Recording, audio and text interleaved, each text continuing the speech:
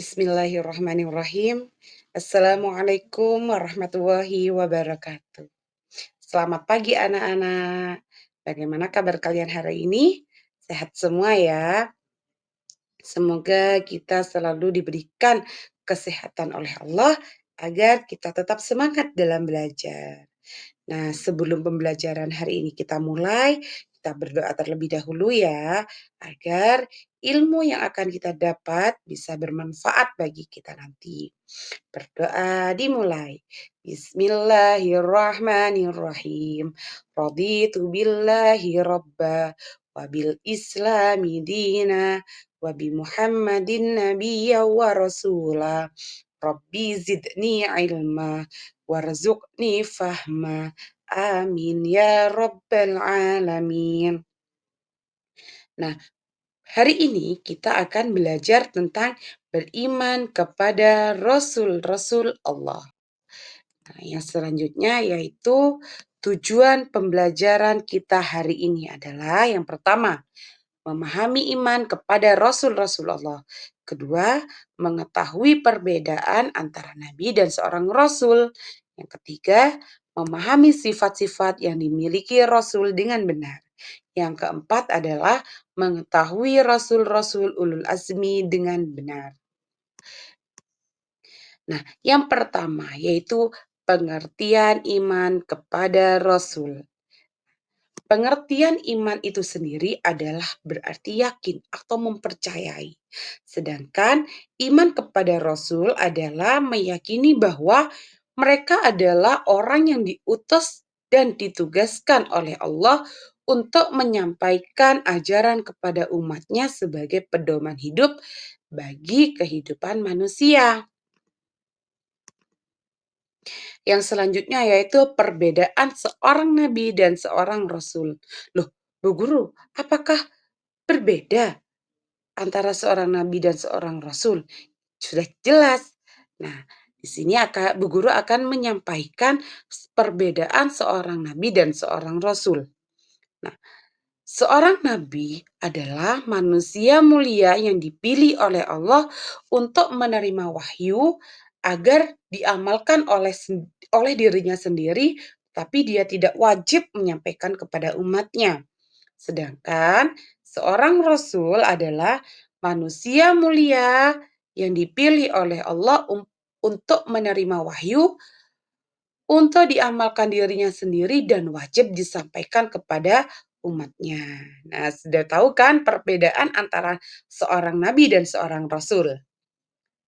Nah, seorang nabi belum tentu menjadi seorang rasul, sedangkan seorang rasul sudah pasti menjadi seorang nabi.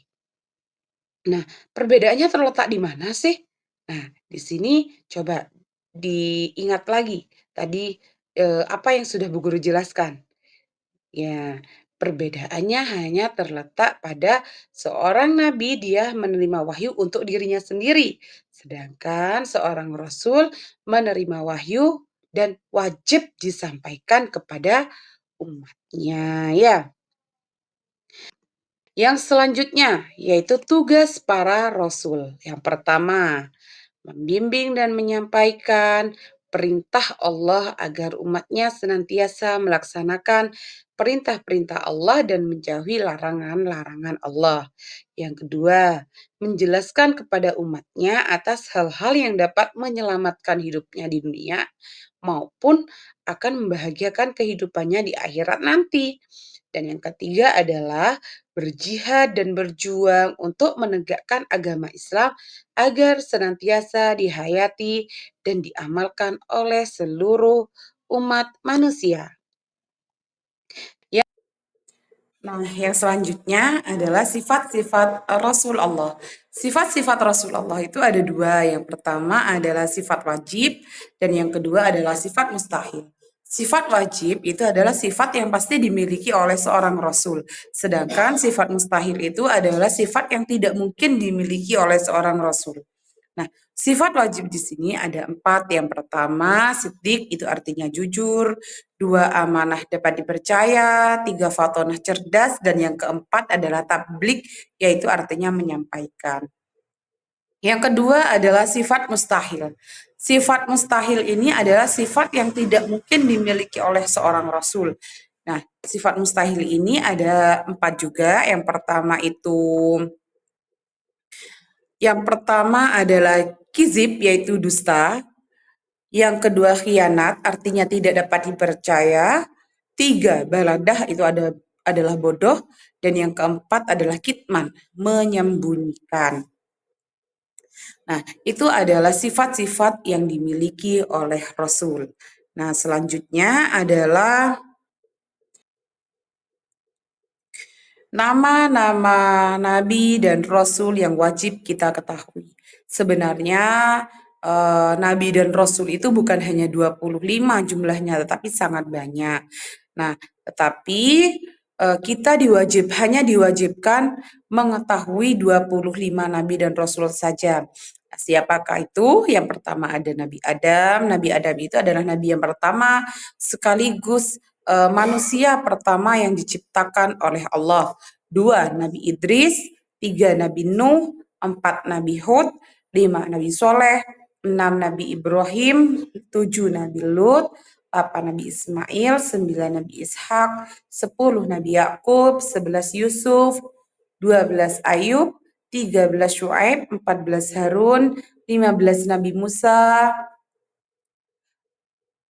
16 Nabi Ilyas, 17 Nabi Zulkifli, 18 Nabi Daud, 19 Nabi Sulaiman, 20 Nabi Ilyas, 21 Nabi Yunus, 22 Nabi Zakaria, 23 Nabi Yahya, 24 Nabi Isa, dan yang terakhir adalah Nabi Muhammad. Jadi setelah diutusnya Nabi Muhammad, Allah tidak pernah mengutus seorang nabi dan rasul lagi, karena Nabi Muhammad adalah nabi yang terakhir. Yang ulul azmi.